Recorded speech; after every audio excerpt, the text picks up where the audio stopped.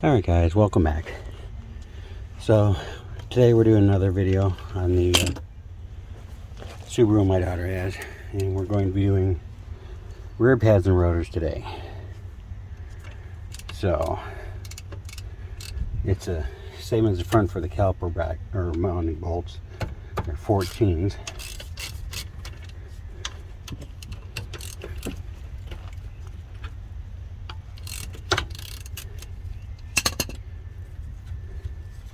And these are both coming out with my fingers, which is good.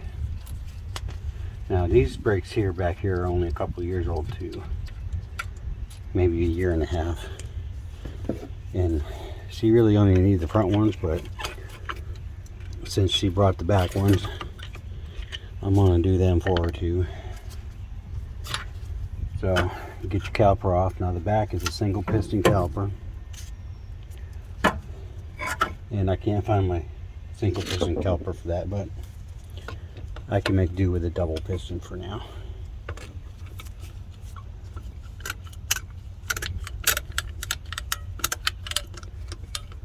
Or not.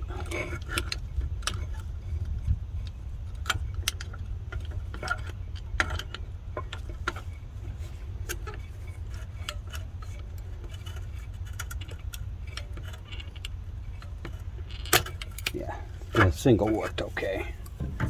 And again, we're going to set that off to the side. We'll get our brake pads out.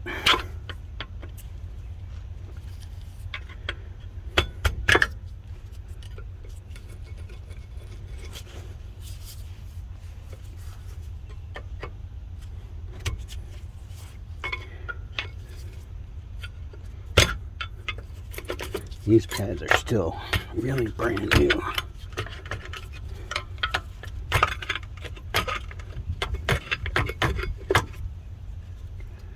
Which is kind of weird, but if they want them changed, I'll change them. So that's not going to work. So we're going to just take the bracket off and smack it out of the bracket. Now, the bracket's also 14 millimeter.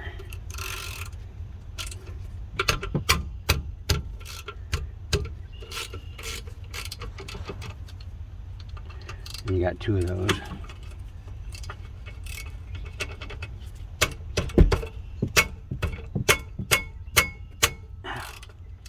I put them on, as you can tell. I'm defeating my own work earlier.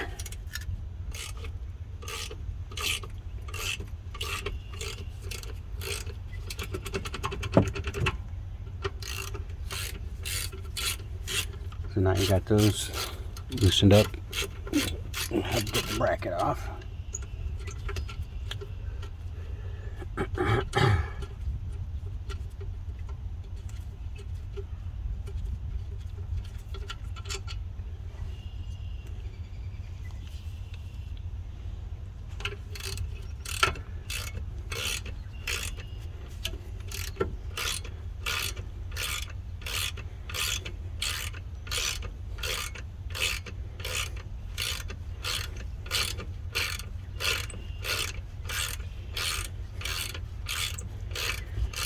Now, the Subaru has an electronic parking brake on the inside. It's a valve that shuts off fluid back here. Or no, it pulls the cable, I guess.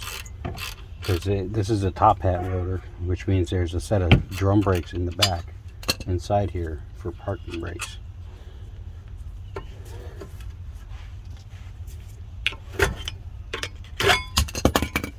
There we go.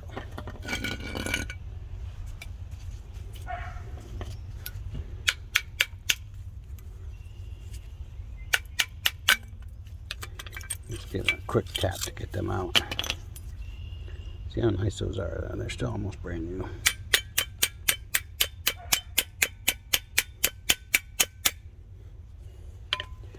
They shouldn't be that frozen in there either.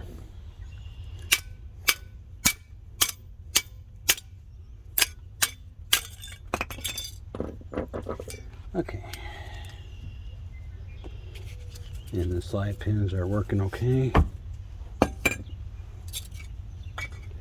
And I'll show you that parking brake here in a minute as soon as I get this off. It's kind of loose, but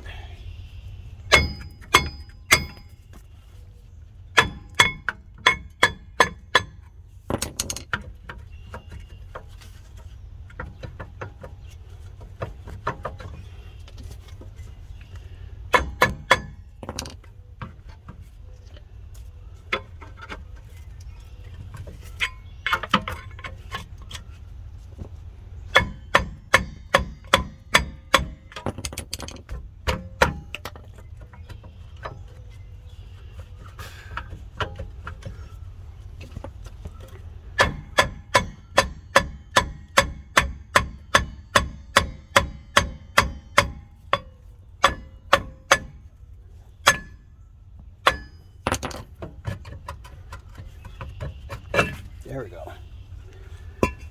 And here you have a shoe setup for parking brake. And it looks alright except for the scratches I just put in it. Now there's a little plug here, right here. If you don't feel like smacking it that hard, there's a self adjuster here that you can back off if it's not rusted shut. And you want to keep this plug and put it on the new rotor.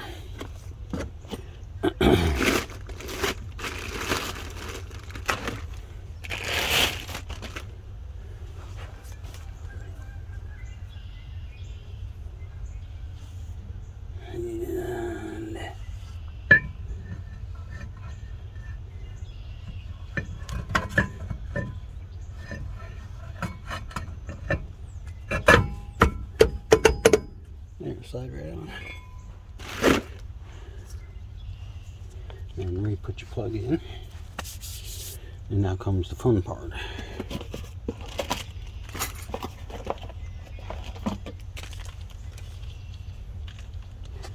That's how difficult it is to change these here pads for the new ones.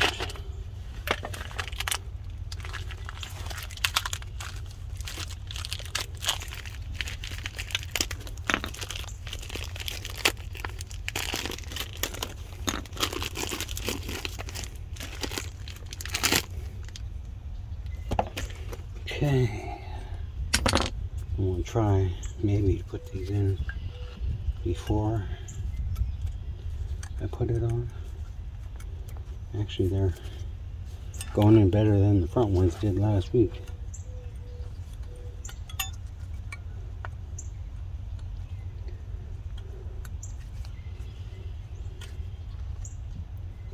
I'm trying to kind of like pre-assembly here.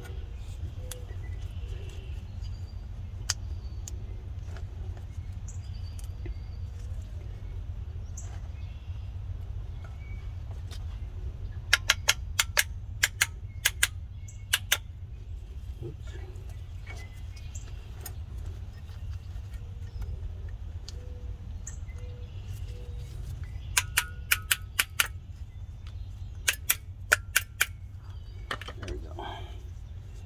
If they are a little hard, you can sand them down. Sometimes they just need a little tapping to help get them in there.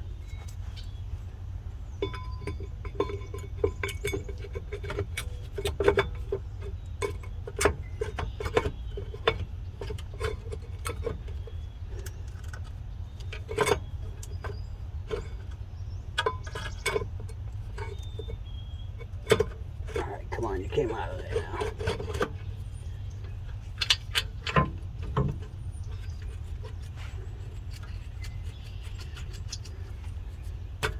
So if you're running a problem where they're really not going in, you can take a file to them and just file down the excess material on it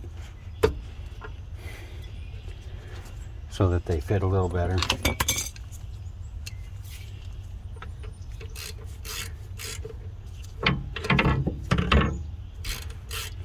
Then you just tighten down bracket bolts.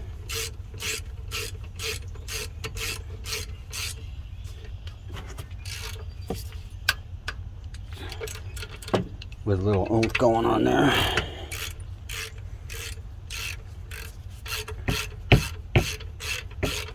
And at least this went to bed together better than the brake pads last week on the front that fought me.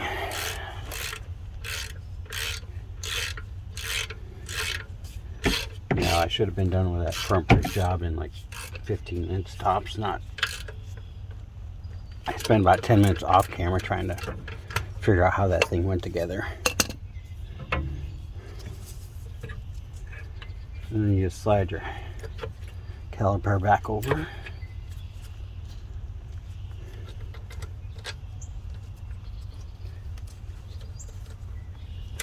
And reinstall your caliper bolts.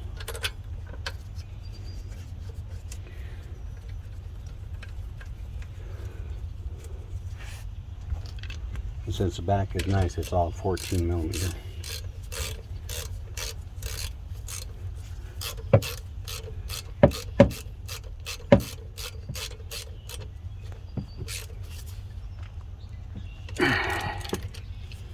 And give it a couple extra ohms for good measure. And there you go. That's how you change rear pads and rotors on a 2012 Subaru Legacy. And that's how fast it should have been for the front, because it's like 12 minutes. So, until the next video, y'all have fun.